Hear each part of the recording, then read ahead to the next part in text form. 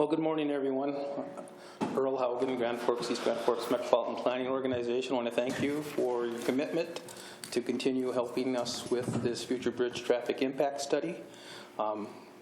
Also excited this morning to physically introduce Mr. Tim Burkhart with Alliant as our project manager. Morning. Hopefully you had a chance to read the materials, preview them ahead of time. We'll highlight some of those, but hopefully we have a lot of feedback and questions and answers as we go through the process. We also have some people joining us online, and then we are also broadcasting live on both cities' Facebook pages, and it's live on their local TV channels as well, and can be replayed through those venues at any time people want to see the video. With that, I will ask each of you to introduce yourself, starting here on the, I guess, the left of the dais. Go ahead. My morning, is my mic on?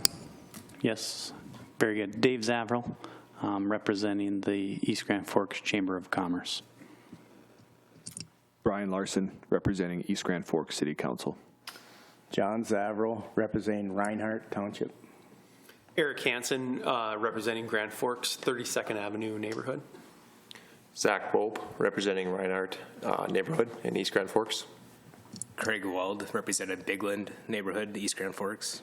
I'm Andrew Budke. I live in the near south side and the west side, Grand Forks. Kyle Kavami, representing Grand Forks City Council. And then online, if I call your name, would you introduce yourself, please? Wayne Zacher. Wayne Zacher, North Dakota DOT.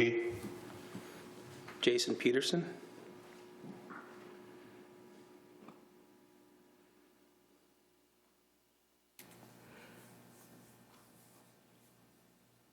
can see you, Jason, but you're on, not able to hear you. Terry Kuba. Hi, Terry Kuba with the MPO.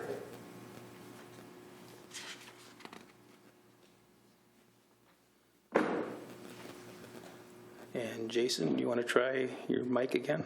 Yeah, Jason Peterson, North Dakota DOT, Grand Forks. Okay, great. And then also online, we have Mike Kay from Alliant.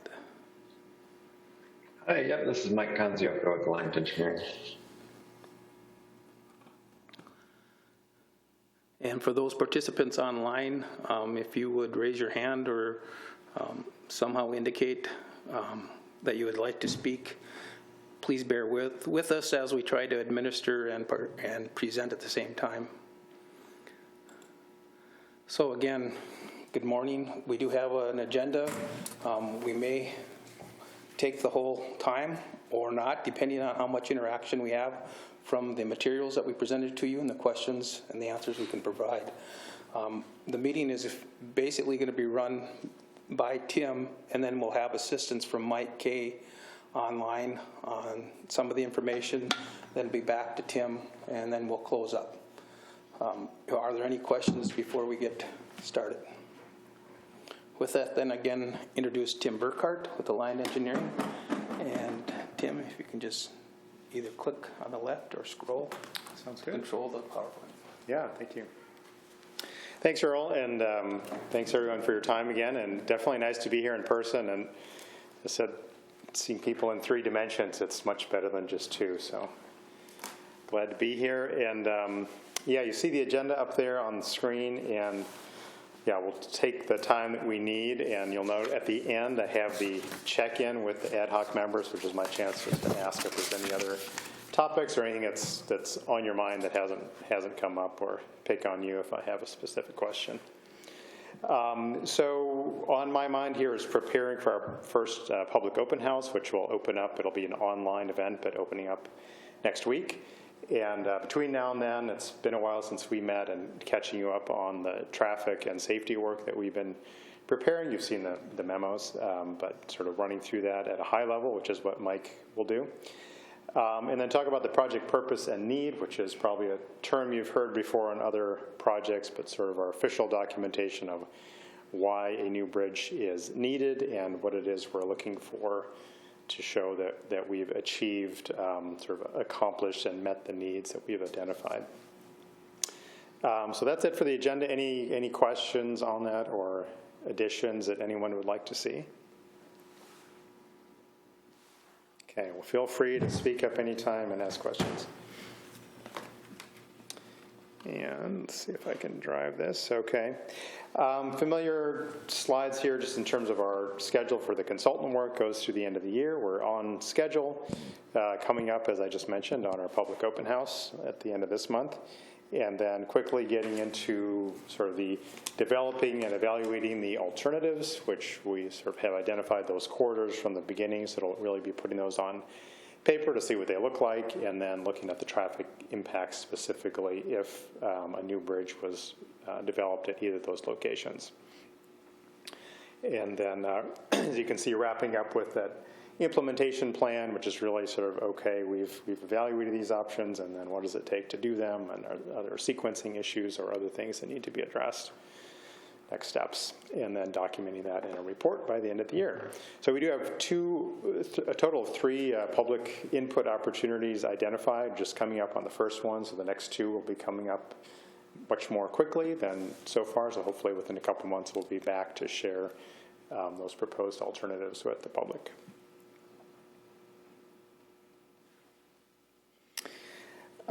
Detail that I won't go into here, just the guts of what we're doing at the consultant level. You see these deliverables as they come out. So the middle ones in the middle column are ones that you have in front of you, and then upcoming will be the documentation I just talked about related to the alternatives. So now I'll turn it over to Mike Konzioka from Alliant to talk about the existing and future no-build traffic and safety. Mike? Thank you, Tim. Yeah, I will walk through the traffic analysis that we've done here. We've produced 2 technical memorandums so far, 3A being shown here, which documents methodology for developing the traffic volumes used in the analysis, and then also our forecast methodology to project future year traffic volumes as well. So that's summarized in 3A, and this also covers any type of adjustments that were made to traffic volumes to account for historical growth or adjustments due to lower traffic volumes seen during COVID-19. So if you want to move to the next slide, please, Tim.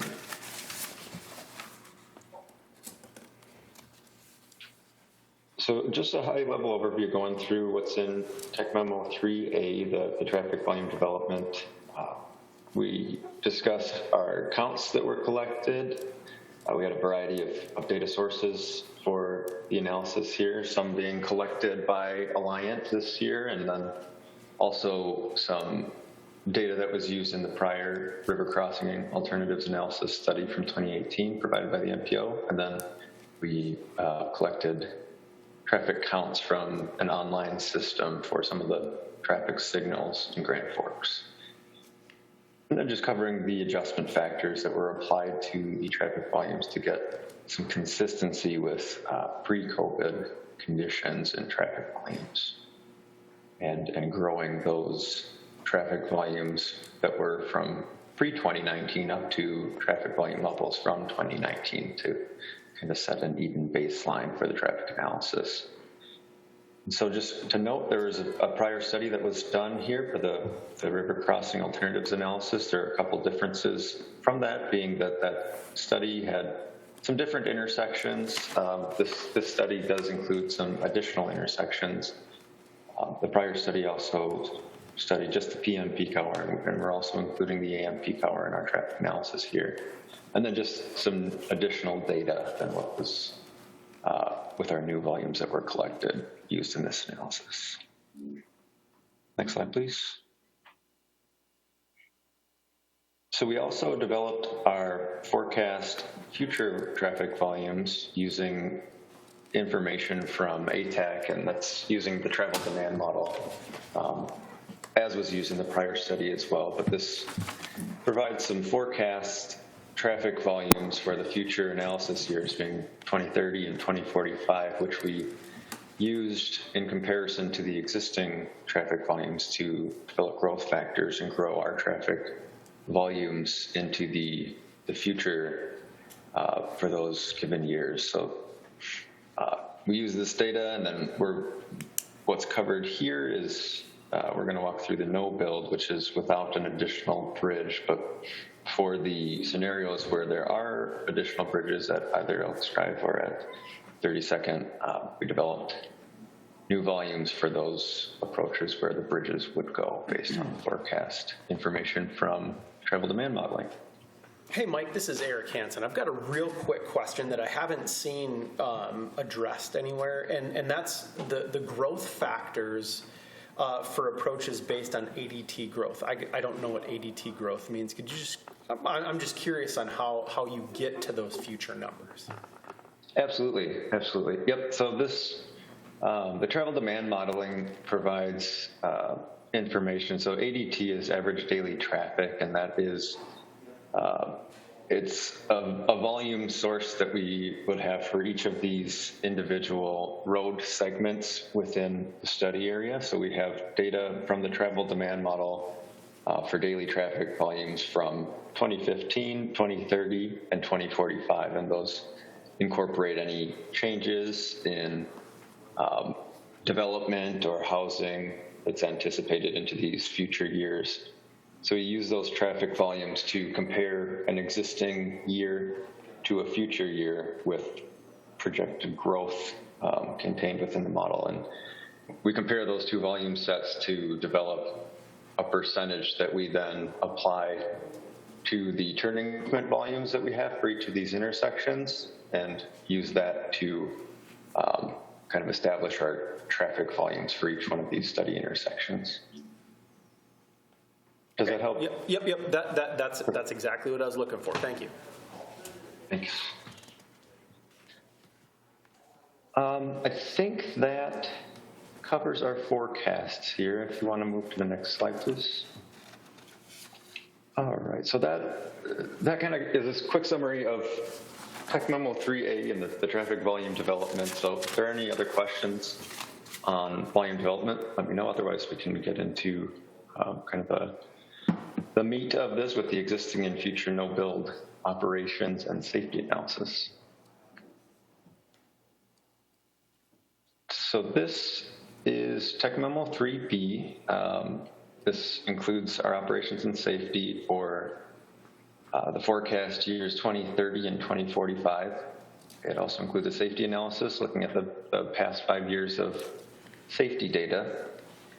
And then our mobility and operations analysis is included in this memo as well, which covers the existing conditions and then the forecast 2030 and 2045 no-build conditions, which is, again, just the condition without an additional bridge with the existing point bridge only.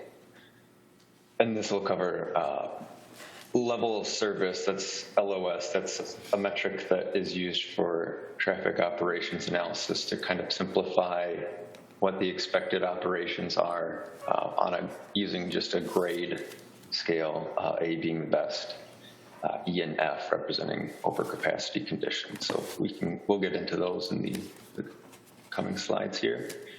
If we could go to the next slide, please. So there are a couple graphics here just to show what the anticipated volume changes would be into the future forecast years. So these graphics show thicker lines where we anticipate greater traffic growth without a new bridge. So this is from 15 to 2030.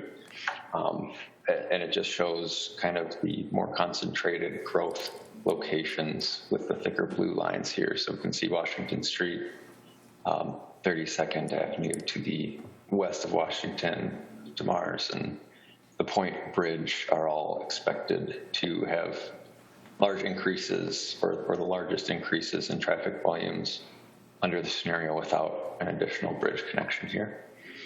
Mike, interrupt you for 1 second. Zach Bope here. One question. Can you remind us quick the level of service that is currently on the South End Bridge here now, where we're adding up to 3,000 more cars? It looks like based on this 2015 to 2030. What was the current level of service on that bridge? We will cover that. There's, I think in 2 slides here, we have a graphic that'll show the existing level of service based on the existing volumes here. So that'll be, we can show that in a couple of slides here. We'll cover really the existing level of service for each of these segments here, but yep, that'll be coming up in just a slide or 2. Thank you. Yep. Okay, if we want to go to the next slide, this will show us the 2045 changes, just as a comparison to the 2030 here. This shows additional traffic growth showing up on Belmont Road and then on US 2 here as well. So this is just growth further into the future on top of what was projected into 2030. If there's no questions on this, we can go to the next slide.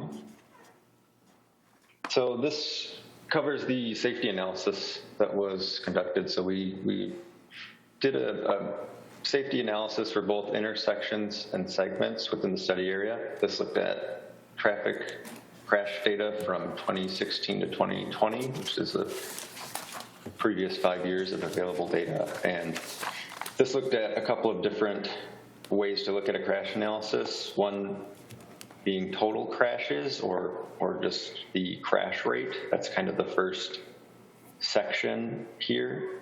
And then there's another kind of way to look at it that's really focusing on the more severe crashes and fatal crashes, which is called KA, and that is on the section to the right here. So using these kind of 2 different tools to look into the traffic safety, we conducted a safety analysis for each of the intersections and segments in the study area, and then also looked at any pedestrian crossings near school driveways as well. So what's shown on this slide is the results of the intersection crash analysis, and this is just the locations that we found to have significant crash issues based on the existing data. So these 4 intersections shown here at 3 on Washington, at 32nd Avenue, 24th Avenue, and Mars had total crash rate issues, and that is saying that there is a total number of crashes that is greater than what's expected for a similar roadway type. And then we also found at the intersection of Bigland Road and Greenway Boulevard that there is a KA crash, that's fatal or severe injury crash issue. And that is stemming from an incapacitating injury at that intersection within the past 5 years. Hey, Mike, would you explain the red versus yellow coloring on the chart? Yes, yep, thank you. The red highlighting here is indicating that we have a statistically significant crash issue, and that is indicated in the furthest right column for each of these. So the critical crash index is, if that is greater than 1.0, that's indicating a statistically significant problem. And then similarly for the fatal and severe injury crashes, the critical KA index on the farthest right column of this, if that column is greater than 1.0, that indicates statistically significant fatal and severe crash issue here. So that is the red, and then the yellow is showing a comparison between the crash rate and the state average crash rate.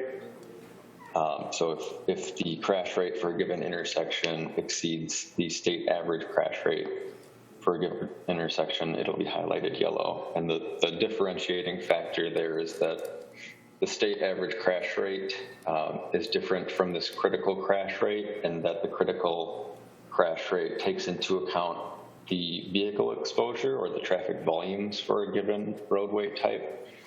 So it brings another level of comparison into the crash analysis, which then allows us to indicate whether it's statistically significant for that roadway type or volume level as compared to just comparing to a statewide average crash rate. So are there any questions on the intersection analysis? And if not, we have the segment analysis next here. So the segment crash analysis is looking at the stretches of roadway between intersections, between study intersections. And this is the same type of analysis that was conducted. So we found 4 locations with critical crash index issues. That's total volume of crashes. The first being the Point Bridge between the 2 cities here, which is highlighted. Next we have on 24th Avenue between Washington and Cherry. We have on Washington between DeMars and 24th, and Cherry between 4th and 24th here. So 4 locations with crash index issues, and then we have 3 locations as well that had fatal or severe injury crash index issues, and that would be 32nd Avenue between 20th Street and Washington Street, and then DeMars and 4th between Washington and Cherry, and then US 2 between 180th to Trunk Highway 220. So any questions on the safety analysis as a whole or on the segments specifically?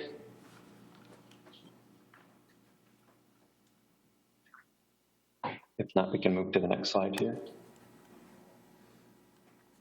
So moving from the safety analysis, this is now a summary of the traffic operations analysis that was completed. So this is getting back to the prior question about the existing level of service on the Point Bridge. So this looks at operations and mobility in 2 different viewpoints. One of them shown on the left here is the volume to capacity ratio, and that's looking at daily volumes in comparison to a capacity for a given roadway type. So a 2-lane road has a different capacity than, say, a 4-lane road, and this is a total in each direction. But so this is comparing the capacity for that roadway type versus the current traffic volumes on each one of those roadway segments.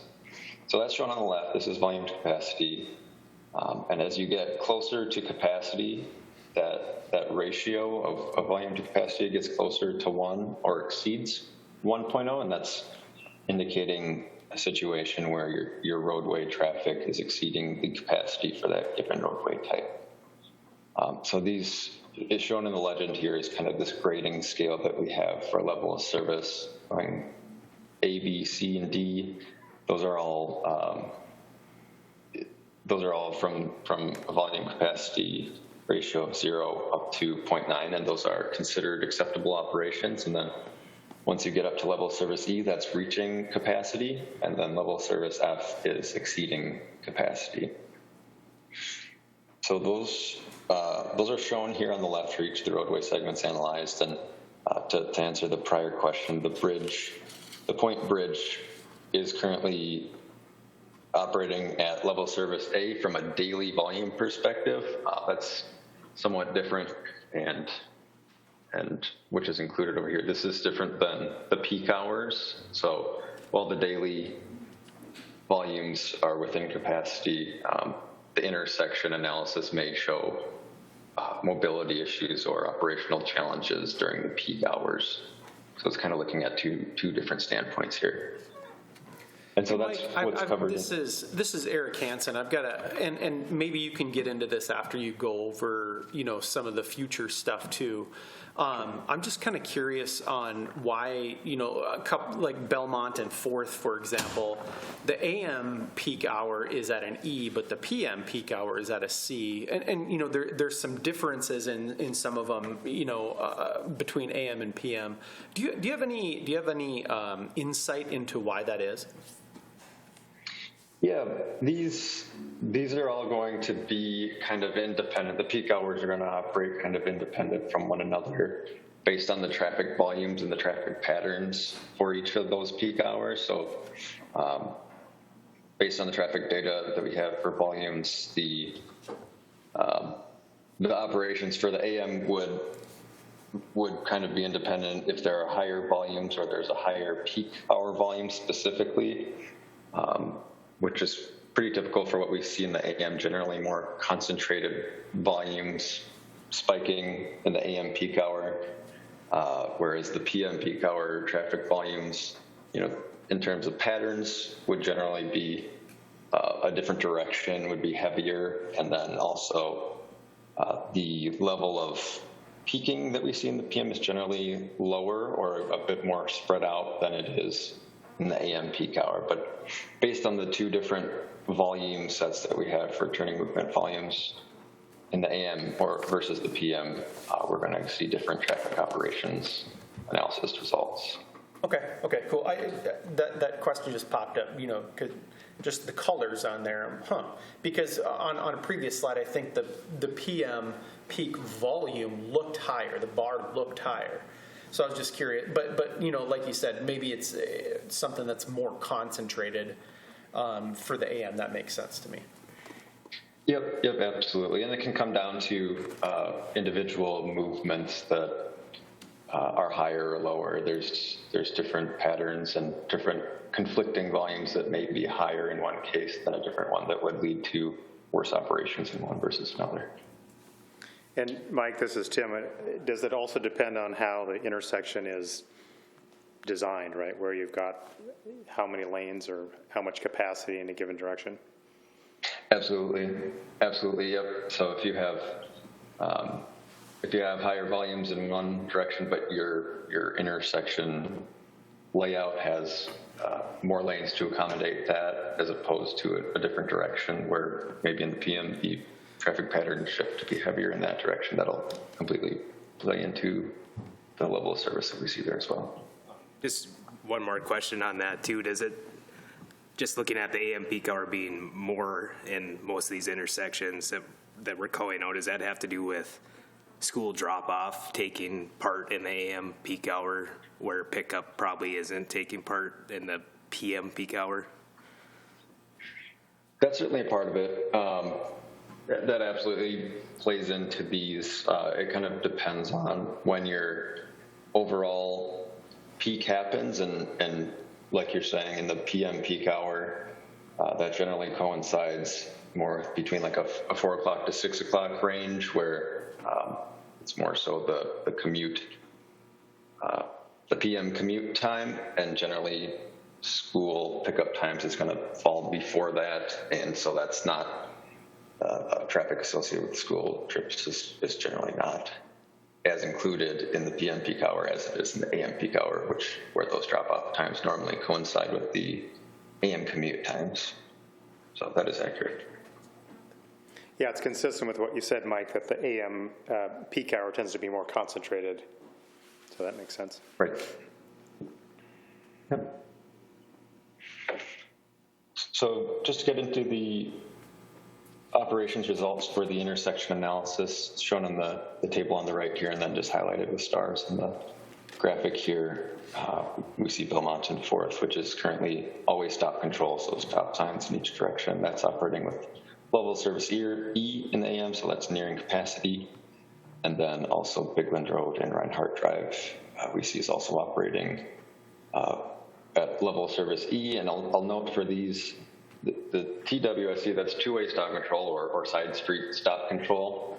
So Reinhardt Drive being the stopped approach at Reinhardt and Bigland. For those intersections, rather than showing an overall intersection level of service, because the approaches on Bigland Road are not stopped in any way, it's just the Reinhardt Drive approach that is stopped there. This is showing just the level of service for that worst approach, which is the stop controlled approach. So this is saying that Reinhardt Drive is operating at a level of service E here in the AM peak hour. But next, we can move to the next slide, which covers the 2030 no-build analysis. And as you can see, just comparing to the existing conditions analysis, you see more colored segments here on the left graphic. We start to see some segments that are approaching capacity, specifically Washington Street, you can see is now orange in this, which means it's into that level of service E range, which is approaching capacity of the roadway section. And then additionally, these yellow links that we're seeing, that's on Washington south of 24th between 32nd and 24th, and then also Demers and 4th between Washington and Cherry, and then also the Point Bridge here operating at level of service D. So those are increasing to a point where you would expect more congestion, more delays and backups associated with those links. And then additionally, the intersection analysis is showing some additional locations where there are some operational issues expected in the future peak hours. So in the AM peak hour, we have level of service E at Cherry and 32nd, and then at South Washington Street, Demers Street, or Avenue. And then we also have some level of service F conditions, which is Belmont and 4th, and now as compared to just level of service E in the 2015 existing, this is expected to operate at level of service F, which is considered failing operations in both the AM and the PM peak hours, the 2030 no build. And then similarly at Reinhardt, Bigland, we see under that stop controlled scenario that the northbound approach moves from level of service E to level of service F in the 2030 no build. And I'll note that intersection, specifically at Bigland and Reinhardt, there's a roundabout that's part of the programmed improvements that's planned, but there's some consideration about removing that improvement. So for this analysis, we wanted to take into account both options, one being keeping that existing stop control at that intersection, and then also looking at what it would operate at if that improvement were to be implemented. So looking at a roundabout at that, a single lane roundabout at that intersection as well. So any questions on the 2030 no build analysis results? Yeah, and again, I might be getting ahead of myself a little bit here, but I noticed that the control types are static going forward in the future. I assume it's that way for the 2045. Did you do any analysis, like if the control type changed? Because I see that most of the, well, not most, some of the problems are at the all-way and two-way stops. Did you do any analysis if those were to change control type at all? Yep, so for the no build analysis and for everything that's included in Tech Memo 3B, we only looked at changes to intersection control types that have a programmed project to implement one of those. So things that are currently planned to be constructed. So that would include this roundabout at Bigland and Reinhardt, and then we'll see in the 2045 scenario, there's also a signal that is programmed to be installed at the Bigland and Greenway intersection by 2045. So that traffic control type was included in the 2045 no build analysis. But beyond that, the no build analyses here will look at whatever the existing control type and geometry is, and then where there are identified issues coming forward in the next Tech Memo 3C, we will also explore mitigation options for those locations to see if a change in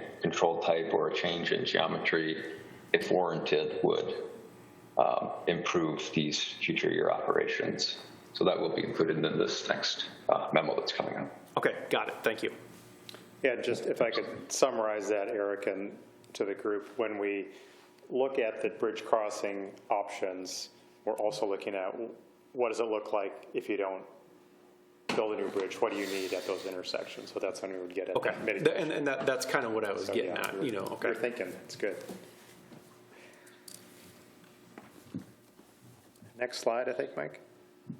Yeah, we can look at the 2045 results here. So this is going to show Similar incremental changes that we saw in the prior slide. So this is just growing traffic out to 2045 now and looking at operations. So as expected, further out we see additional growth, which then leads to worse operations in terms of volume to capacity and intersection operations. So things to note on the graphic on the left side, we see Washington Street here between 4th and 24th now exceeding capacity and operating at level service F by 2045. And then on the Mars and 4th there, we see a couple of level service E segments as well, one particularly being on the segment on the Point Bridge. So that is expected to reach or approach capacity by that 2045 year. And then similarly, intersection operations also degrade slightly further into the 2045 no build year. So we have, as compared to 2035, we have some additional level service Fs where we previously had level service E. So Cherry and 32nd, Belmont and 32nd.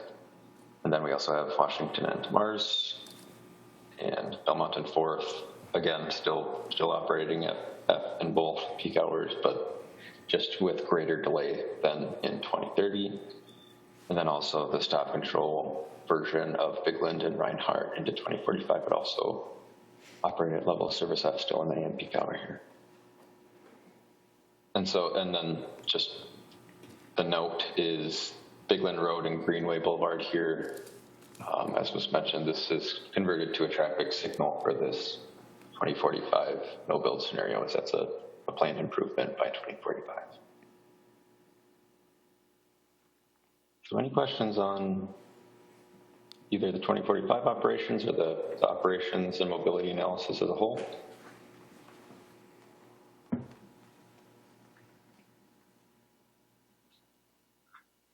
If not, I think that was, yeah, I think that covers it. Thanks, Mike. Earl Haugen here. I'm just going to capture a couple of things in response to some of the questions. The last meeting, we tried to prep you as to how we capture the data and travel demand modeling. And so I'll make a plug one more time that the city's land use plans are being currently updated. And if you want to make some significant change in where growth is going to occur, participating in that land use planning process is the avenue to do that. Again, land use drives transportation, transportation drives land use. And so they're connected. And so the travel demand models we're showing you is where both cities had indicated this is where we plan on growing. This is the type of growth we plan on growing there. And our models are reflecting the traffic changes that are occurring there. And so when you look at this graphic, you see that Washington, it's kind of got a problem today. It doesn't get better. There's just limited right-of-way on Washington. We can't build ourselves out. And so we can't show that we're adding additional through lanes. We can't really show we're adding additional turn lanes. We have too much access points that cause conflict, misaligned intersections that cause continued conflict. So because of Washington, we can't really show significant improvement, but we still have that. If you remember those OD maps that we showed last month, there's still a lot of draw between people traveling both sides of the river, and on the south side, it's a lot of south to south on each side of the river. And it's not just one side coming over for the morning and going back in the afternoon. So as Washington gets to be where it just can't accommodate traffic, they're finding that alternative route. And that's what this was displaying. And that's why Belmont is currently sort of the attractive alternative route for a lot of people to use. And it just gets more attractive as we go into the future because we can't build Washington Street out to accommodate that traffic volume. And it still wants to flow. It's just finding that route to flow. And similarly, that's kind of why now Cherry starts to show as having some problems. Some of the intersections along the corridor. Belmont starts to get full. And so they find the next path over, and that's Cherry Street for the most part. So again, a plug for the land use planning. Take part in that efforts. How long is that open again, Earl? The comments, the part that's open for comments? Right now on the Grand Forks side, there's an online mapping tool that's open for a couple more weeks. Okay. The actual plan will wrap up first quarter of next year, so there's still 6 to 10 months of work. Prior to it being adopted officially by the city, it'll have preliminary approval and final approval, public hearings at the planning and zoning level, and also at the city council level. So that'll occur on East Grand Forks. They started earlier. They'll wrap up at the end of this year, and again, there will be public hearing possibilities at their planning and zoning commission and at their council meeting.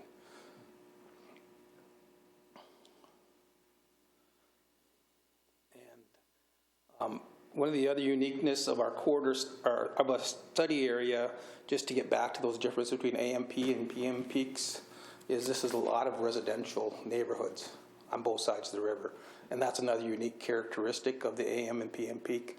If we're on the commercial corridors, you would probably see the stronger PM peak show up, or principal arterials would show up more in the PM.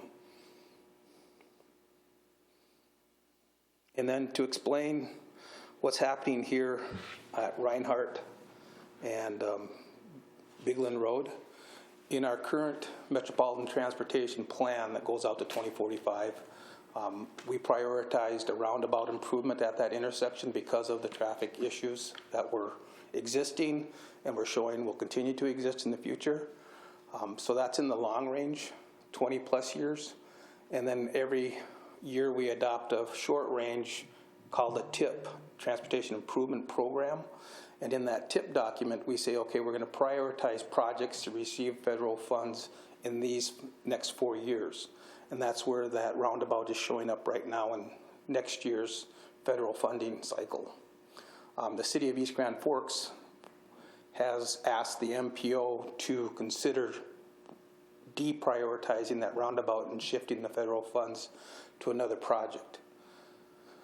Tomorrow at noon, the MPO board is considering that request, and they have the option of saying, yes, we'll move forward and engage the public on amending all of our documents to reflect this change, or they'll say, no, we still prioritize the roundabout and send it back to East Grand Forks and say, we have to work further on this. So that's why in this study, we're showing, at least at that one intersection, kind of those two separate analyses taking place. For the rest of the system, again, back in our transportation plan, we couldn't build out Washington, so we couldn't show how we would have improvements on Washington Street.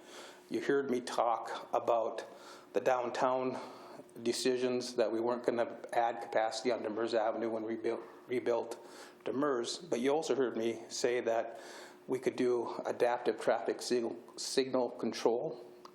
Right now, most of the signals in Grand Forks are on coordinated systems. However, those are just static time of day ones. And as you saw in the information last meeting, that each day we have uniqueness in our traffic flow. And so those static plans are only good maybe on a broken clock's always right twice. So adaptive signal control is on the fly, adjusting to the traffic volume that's been experienced.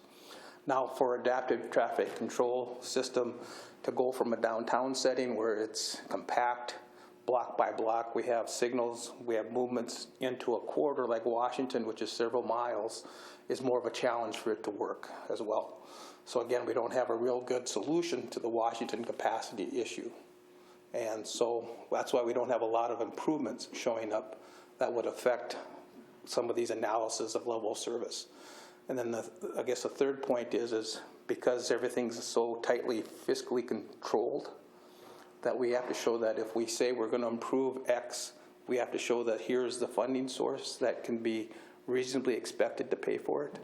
And we just don't have the financial resources to build everything that we identify was needed.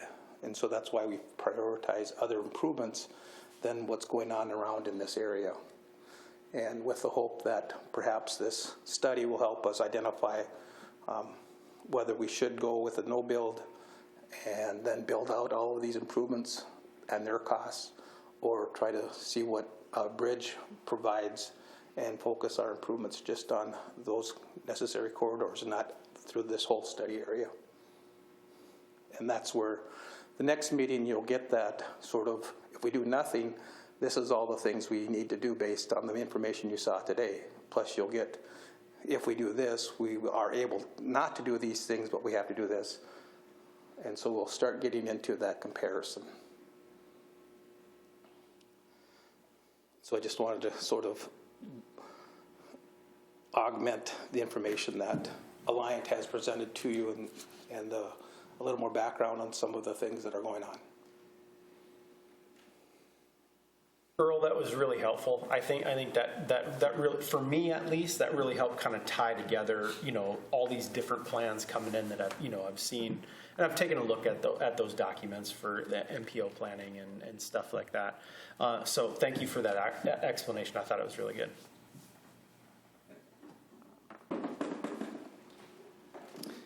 Yeah, great. Thank you, Earl. Really some good context, and both for the region and for this study. And it cues us up well to turn to the next section on the purpose and need, coming back to this study and bridge needs and sort of what we're doing with this information. So this term, again, purpose and need, you may have heard before. It may mean nothing to you, so I do like to explain it because it comes from the National Environmental Policy Act and the environmental studies that we have to do for transportation projects. So purpose and need explains why an agency, in this case the MPO, is undertaking the project or the study, describes the main objectives of that. So two things: need is kind of what you think. Those are the problems that we're trying to address. And the purpose is that broader statement of the results that we expect. And then together, as you'll see, or as you know, it sort of provides, we write a document, it documents what the problems are, and then we also use that essentially to evaluate the alternatives. Are we meeting those needs with the options that we've identified? So you've seen the memo version of this, the short version here, I'll just go over again today. We've written a draft purpose statement with some bolded sections to really kind of draw out what those issues are. I'll just read it out loud. The purpose of the East Grand Forks Future Bridge Project is to improve mobility and connectivity between Grand Forks and East Grand Forks by reducing congestion on the Point Bridge and connecting roadways, while providing a more direct connection for trips between the two cities. So trying to really focus on just the thing we're trying to do, not the whole world, but what are we trying to do with this project. So that purpose statement is supported by the needs. And as you've seen, we can think about it as primary needs and secondary needs. Primary needs are really the ones, this is why we're doing the project. This is what we think the problem is that we want to fix. There's always other things that come up at the same time, maybe less important, maybe not directly related, but gee, we're doing a project. What else makes sense to do at the same time? So primary needs, the transportation problems which led to initiation of the project. Secondary needs, transportation problems or opportunities for improvements in that same area that can be done at the same time. So the primary needs that we have identified, there are two of them. It won't be surprises. It's what we've been talking about. All that technical work kind of leads us to be able to summarize and document. So congestion on or near the Point Bridge. These statements about what we're looking for is sort of that evaluation when we do the work in the next couple months.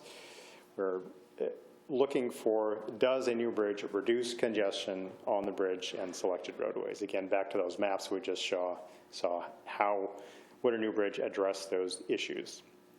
The second primary need, I'm looking for a simpler way to say this, but for now it says multimodal system linkage. Two things in there, really the obvious, all the bridges are at the north. We've got people traveling, throughout both cities, across the river. and there's an indirectness to those travel patterns. It's pretty obvious. The multimodal part is just acknowledging that while vehicles are the most common trip across the river, we also have the same issue for bicycles and pedestrians. There is one bridge to the south, as you know, sort of across from 17th on the west side here. Any new bridge would also include bicycle and pedestrian facilities and provide that benefit for a crossing to the south. So those really are the two primary needs as we've identified them. Again, this is called draft, looking for your input, looking for public input, either questions or clarifications as we go forward. The secondary needs that we've identified, the first one goes back to the safety and the crash information that Mike presented. Safety issues are not the driving issue for the project. However, crashes can be related to traffic volumes and other roadway needs. So what we'd be looking for is, as we propose improvements, are we reducing the crash potential on those same roadway segments and intersections? We sort of had this sub-theme of traffic around schools. That's sort of its own issue, but there's an overlap with the bridge, as in if we're seeing unreasonable levels of traffic due to the outer direction travel from the existing condition, or if we're seeing add a new linkage across the river that brings more traffic in some locations, less in others. It's an important part of that evaluation. It's indirect in that sort of the crashes related to roadway volumes or related to what treatments we might propose at an intersection. The other secondary need is more broad and can capture a number of issues, sort of social and economic factors.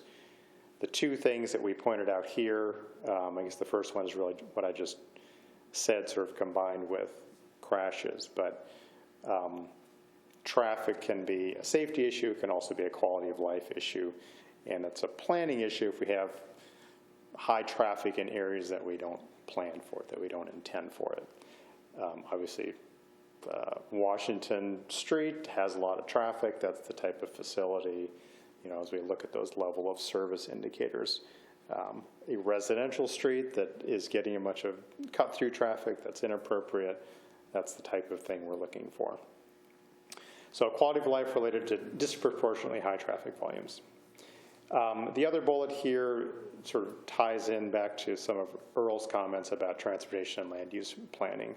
It's sort of it's understood and documented in those plans that sort of what the growth, plans are for both sides of the river, and so a new river crossing, would support those plans. The other slide I have here, which kind of follows from those needs, is evaluation factors. What do we do with that information? And I sort of built some of those into the needs. How are we going to decide if our alternatives are how they're addressing those needs? So when we get to this evaluation, we'll be looking for, call it advantages or disadvantages of any of the options. Traffic performance, crash reduction, things that I mentioned. Environmental impact is built into our evaluation. Again, that's not driving the study, but we will be looking for, are there, at this high level that we're at right now, are there environmental impacts that differentiate 32nd Avenue from Elks Drive location, or that differentiate those two from doing nothing, some sort of fatal flaw or major impact. We're not doing detailed environmental studies, but we're doing sort of a scan to see do those change our understanding of the different corridors. That's social and economic factors. There's other issues as well that we identified in our very first review of sort of the community. It might be schools, it might be low-income environmental justice populations. So again, we'll be including those in our evaluation of the corridors. Cost is an issue. Costs have been estimated in the previous study. We're now bringing in new information on cost for the crossings themselves as we look at other treatments that might be needed at intersections. We will be doing high-level cost estimates, so you can sort of get a package of if we do nothing, if we did 32nd, if we did Elks Drive, what does that look like in terms of keeping the system whole and making the system work. Then I kept in an other with a question mark. This is always a process of discovery as we go along. These are pretty broad categories, so they probably capture things, but there may be something else that emerges as a critical issue that gets more discussion going forward than it has so far. I had a question on your study. Does it involve like emergency response during a flood event or when the bridges are closed or from the south end? Well, that's a great question, and that was on my mind earlier. It's not built in right now. It's obviously sort of tucks under traffic, but I guess I might even put that question back to fill in some of the gaps in our knowledge as you look at sort of where the emergency vehicles are trying to get to and from. Certainly a new crossing, as it's sort of our assumption going into the study, is that would be that medium height crossing, so sort of approximately 100-year flood, I believe. I'll look for Earl to clarify that. It probably wouldn't say 100-year flood, but it would have the same accessibility to flooding as the Sorley Bridge has. It's not meant to be something that's going to remain high and dry. Now, there is, in the hydraulic study, that option that was spelled out and the cost associated with it. But for this study's purpose, we went with that median height. And that's just because most years, that means it is operational 365 days of the year. On those worst years, then it might be up to a week, which we seemed to have a reasonableness of the height. The city's never been open over less than a week. It's been 2 to 3 weeks in my studies. Sure. You know, it never has been a week. We have the data to show how often, how long the road, each individual bridge was closed. And it has changed through the years because communities have done something to the approaches to allow them to remain open a little bit longer. So it's not been a consistent since the flood protection system was built and finished. It has changed each flood event. And I guess while it's on my mind, the hydraulic study did eliminate, a couple of options that we're not studying anymore, 47th Avenue being the primary one. And so if you could help us get that word out, that, the hydraulic study is the study that really told us 47th is not an option to pursue. And that's why we're not pursuing it. And so if people keep coming to you as representatives of your area or your agency, why aren't they studying 47th? Refer them back to the hydraulic study and that it's just not an option.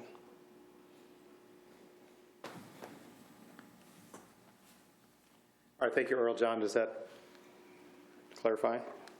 Doesn't solve my... Does not satisfy, but that clarifies. Not if it's your death.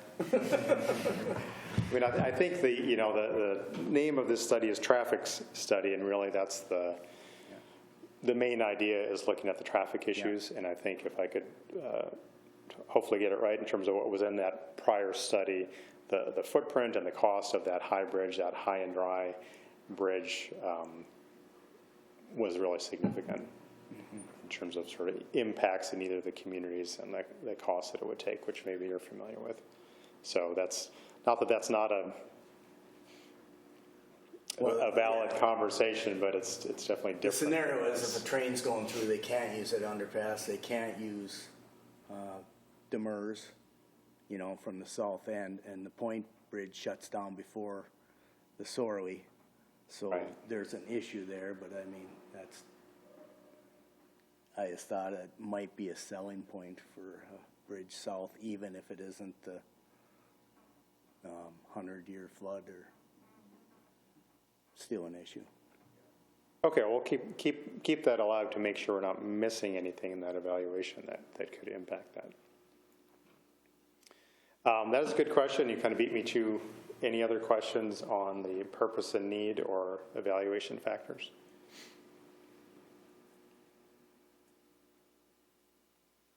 Okay. Let's move on to the public open house, which I describe briefly. And before we get there, as you know, we have had a project website up since April for the study, and a few statistics here. It's getting plenty of traffic, which is great. You see the total site visits, and then the unique users. So some of us, including our team, and some of you are returning multiple times. But it is getting a lot of use. We have an option for people to sign up for emails. We've had a few of those. We have posted a lot of documents on there, both our work and then previous work, and those are getting used. And then this bottom bullet, this meeting of the ad hoc group in the past has had a lot of views of that recorded information, and I assume this one will too, either live or views of the recording. So people are interested. You probably know that already, and I'm looking forward to getting input at the public open house. So let me transition to that. So purpose of this first open house, sort of catch people up on why we're doing the study, basic background and goals, and then get input on the purpose and need and sort of the priorities. A lot of the open house is sharing all the information that we just have gone through in this meeting and the previous one. And the next open house will be asking people, hey, what do you think about these crossing options, both to understand concerns, preferences, priorities, any adjustments that we could make to them. So that's probably the most exciting part for a lot of people. But this one has really helped us get a baseline, sort of get information out, try to develop some more deeper understanding from people who are interested as to what the issues are and how we're trying to solve them. And then get input, both, gee, have we described, the purpose and need well? Is there an issue that's missing? And then, as I said, understand people's priorities. So we'll be doing this through the website and through presentation. So logistics, we will have an online comment period that'll be 3 weeks starting next Monday. And that'll have all the information I just shared. We're building that right now and making it user-friendly so people can scroll through quickly and jump from topic to topic and then get to the survey and give us their information. We'll also have a live online presentation next Tuesday evening. And that'll be me and our team, along with Earl, presenting a version of the information that you've all just seen, and then facilitating discussion via chat with those who participate via the Zoom meeting link. So I'm looking forward to that and have a chance to interact with people that join that link. It'll be by a chat, assuming we have more than a handful of people, not really possible to facilitate live sort of in-person discussion or sort of verbal discussion, but we will gather those questions and then do our best to answer them during the time. That recording will be available afterwards during that comment period. Well, it'll be available forever, but while we have the comment site up, people can review the video, review the PowerPoint, and then provide us with their comments. Are you planning on having any live in-person for any of the public comment? We're not for this meeting. This one, correct. I'm yeah, in the future. I guess we haven't determined that yet. I would think that you would need to. Personal opinion. Yeah, I think that's what I intended. Obviously, we've been sort of navigating through Sure, COVID. absolutely. Want to do whatever works for people, and if we do it live, want to make sure people will attend. But I think more and more we're seeing, I'm sure you're seeing too, we're doing both. People are used to online, and online works for a lot of people, and then some people are ready to come out in person.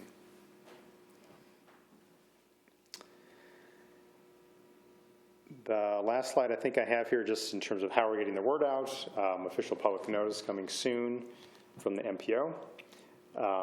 Project email lists and other email lists that the MPO maintains will be put out on Facebook. And then the last bullet is where all of you come in.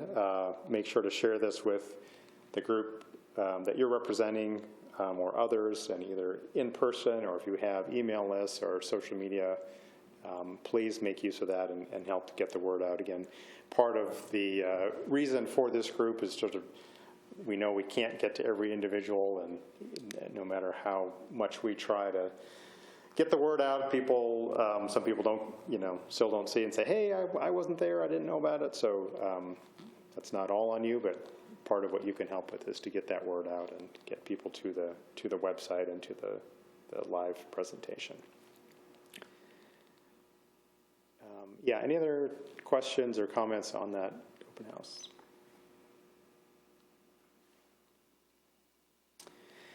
Okay. Well, thank you for your time so far. We've got about 20 minutes till 11. I do want to finish up by then, but I would love to take a little time and go around, as I mentioned, to each of you and ask for any additional comments or questions, just to make sure I'm capturing everything. And I'll just start in the room and go from left to right, my left, that is, and that. Thank you. Yeah, I think I just want to echo the comments. I do think that it would be great. Introduce yourself. Oh, sorry. Kyle Kavami with the Grand Forks City Council. Echo the comments about holding in-person or hybrid town halls, listening sessions. I think that I've had a few people that have approached me that are more curious about this information, and I am curious to see what else we can do to share, whether it's, can we coordinate with the chamber and get on their email that goes out to everybody in the city every Friday? Is there some more ways that we can get the information out? I do think that there's a lot of people that are interested in this but have no idea it's going on.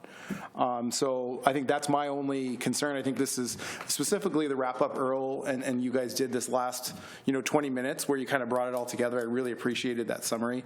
But let's just get that information out, and I'd be happy to chat with Earl after the fact and brainstorm more ways to share that, because I think there's just a lot of people that are interested that have no idea what's going on. Appreciate that, yeah.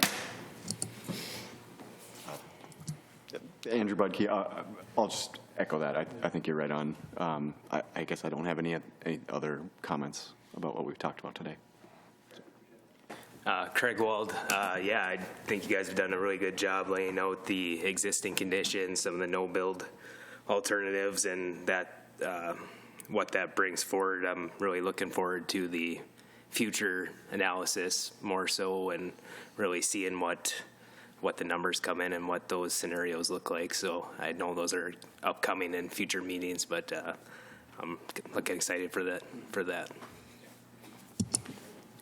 Zach Bope, Reinhardt neighborhood. One thing I was going to check in on too, you mentioned cost analysis would be part of the future. As part of the no-build option, and you guys mentioned that if the project's not more or less earmarked for a future project, how are the cost basis for a no-build versus these bridge options going to be comparable and whatnot? Just kind of looking for more information on how the cost estimates are going to be prepared and whatnot. So. Yeah, I can answer that briefly if I understand your question, or if not, ask again. But for the bridge crossings itself, in the study from last year, they did bridge cost estimates, right? In a future year, which I'm not, at least I assume it was the future year. If not, we can grow that out to the future. So what we will do is look at intersection treatments that would go along to support that whole system. Okay, just those key intersections. I guess the hard part, like you mentioned, like North Washington or South Washington Street, you can't really, there's no real improvements that you can really do. Like you mentioned, it's built up to what the capacity allows. So, if we're just looking at this pot, this how many, the bridge option here costs this many $1 million, this costs this $1 million. Well, obviously the no build is going to be significantly less, most likely, but you're, kind of show the key levels of service and what your limitations are, I guess, to try to make sure when we're presenting it to our neighborhoods and different people around the community, showing that it's not apple to apple, I guess, comparisons that we're making as well, To jump on that, is there a cost of the increased road use? So if we do nothing, is there a maintenance cost that now we're going to have to spend a little bit more? Surely I don't know how we would go about that, but I agree. I think that the do nothing, we do need a proper cost for that. Yeah, I'll continue to think about those. I think I said intersections, really, I guess I should have said mitigation. If there's other mitigation options beyond intersections, they would be included. But yeah, as Earl pointed out, and that's not like everything's on the table. But it's and I think the road usage probably is a cost you could calculates or increment on pavement. I'm not sure we would go there, but I guess, cost will be one factor. The other evaluation factors will also be in there. Just try to capture like the road is congested and we've done all we can do about it. So there's some subtleties there, some, cost versus the other factors is something we want to clarify. I often like to do, well, they come together. I guess it's complicated, but you already knew that. Thank you. Yeah, thanks. Eric? Eric Hansen. I think you guys did a really good job today, kind of tying some of our previous discussions together and kind of painting a better big picture. Thanks for that. That was really good. Just kind of echoing Kyle's comments too about public input. If we're going to do public input, it needs to be public. And I feel very strongly about that. So I think having a strictly online meeting, I understand we're probably a little late in the game to change that horse midstream, but I don't think that's good enough. I think we need more than that. So maybe for setting the ground level, kind of producing, kind of going over some of the background information that you've done for us for the first one. Maybe just an online option is okay, but I think in the future. For additional public meetings, I think a couple of them have to be a hybrid at least. Just my input. Yeah. John Zavril. I know this is probably throwing it out there in left field, but would there ever be a study if South Washington had to be redone, what the traffic would be able to do or how you would handle it?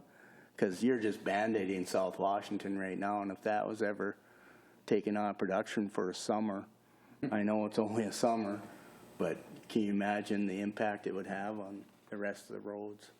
And if you had a south bridge, that would eliminate a lot of that traffic that you're trying to eliminate too. Yeah, I'll provide with you the Washington Street corridor study that we did that showed what we could do with the right-of-way that we have there. So there was a study that was done.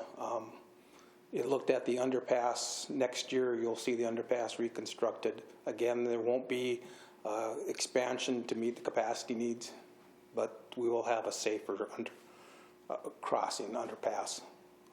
But I will share that study that we did to give you some of that answer. On that study, I guess, did it have I don't know if it's an option or alternative where you looked at if it's under construction, where that traffic flow went on Washington, from Washington Street, if it's under construction or not accessible, say future concerns on Washington or maintenance, how is that traffic flow being pushed? Was that an alternate on that study? That typically isn't done at that planning level. Right, okay.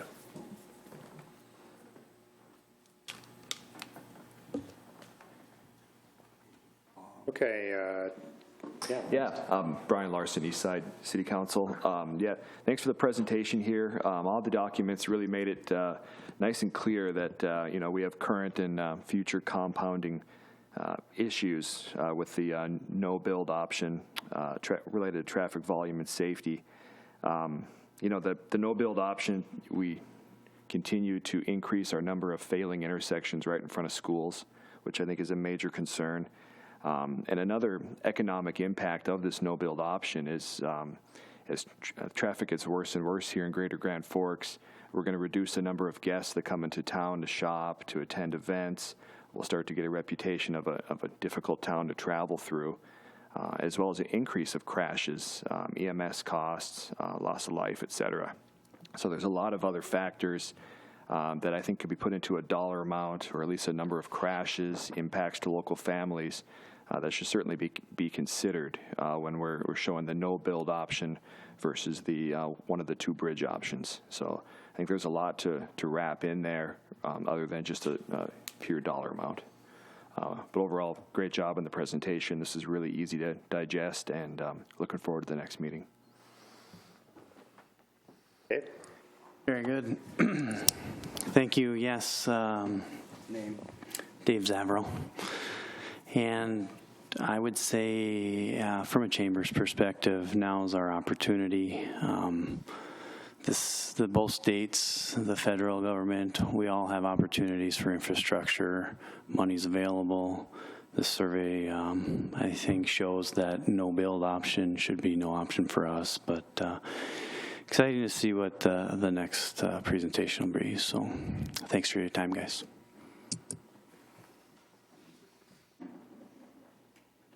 On that note about the infrastructure bills that you hear about at the federal level, we did talk about earmarks at your last meeting.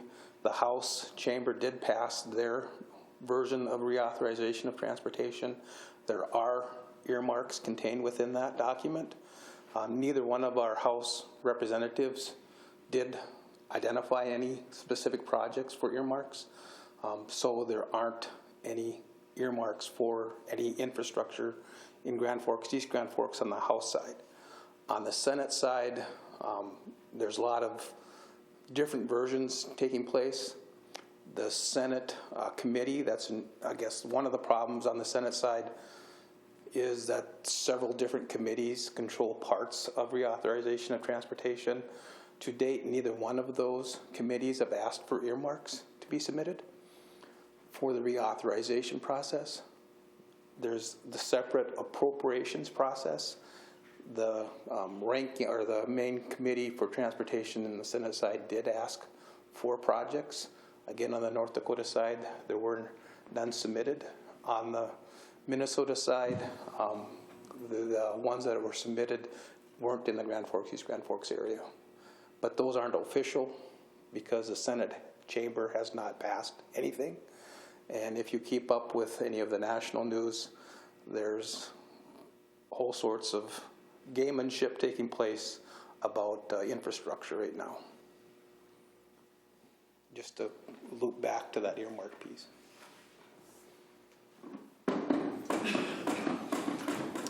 Hey, Earl, I've got a real quick question about, maybe some on the political side of that. Does the MPO get involved with reaching out to our representatives and stuff like that for future earmarks? Now that we've done this for a cycle, maybe the next cycle we can get our act together a little bit and put something on the table for that. Does the MPO get involved in that?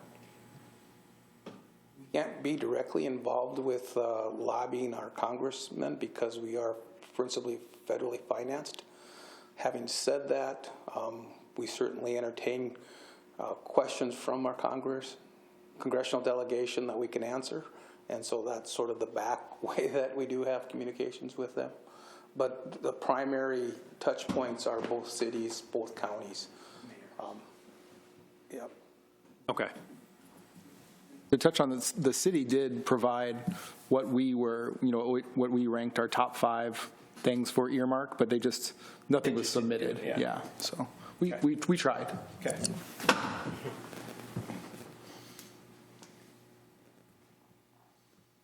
Okay, I think that's in terms of asking the ad hoc group for input. I think I got everybody. I'm just going to turn and ask if any of the online participants wanted to make a comment or ask a question at this time before we close.